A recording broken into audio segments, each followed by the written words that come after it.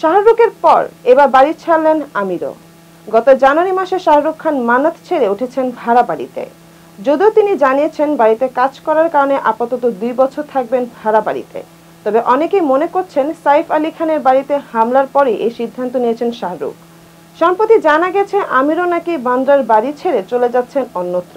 কিন্তু কেন এই সিদ্ধান্ত নিলেন? কোথায় যাচ্ছেন? কেনই বা যাচ্ছেন? খুব স্বাভাবিকভাবে এই প্রশ্নগুলো উকি দিচ্ছে নেটিজেনদের মনে। তবে যা জানা গেল তা একটু অন্যরকম। আমির খান বর্তমানে যে অ্যাপার্টমেন্টে থাকেন সেখানে এক রিয়েল এস্টেট কোম্পানি বিশাল বড় আবাসন বানাতে চলেছেন। এই বছরের মধ্যে নাকি আবাসনটি তৈরি হয়ে যাবে। মজার ব্যাপার হলো এই রিয়েল এস্টেট কোম্পানি একাধিক আবাসনে ফ্ল্যাট রয়েছে আমিরের। বোঝাই যাচ্ছে পছন্দের যে কোনো একটি ফ্ল্যাটেই নতুন ঠিকানা বানাতে চলেছেন অভিনেতা। যদিও বাংলা ছেলে আপাতত কোথায় যাচ্ছেন সেটা এখনো জানা যায়নি, তবে এতটুকু জানা গেছে আমির সহ আবাসনে অন্যান্য বাসিন্দাদের অস্থায়ী ঠিকানা ব্যবস্থা করে দেবে ওই রিয়েল এস্টেট কোম্পানি। যদিও ওই এলাকাতে আমিরের অন্য একটি ফ্ল্যাট রয়েছে, তাই তিনি ভাড়া বাড়িতে উঠবেন না নিজের অন্য বাড়িতে উঠবেন সেটা সম্পূর্ণ অভিনেতার সিদ্ধান্ত। প্রসঙ্গত, নতুন যে আবাসনটি তৈরি হতে চলেছে সেটি প্রতি বর্গফুটের দাম হতে চলেছে 1 লাখ টাকা।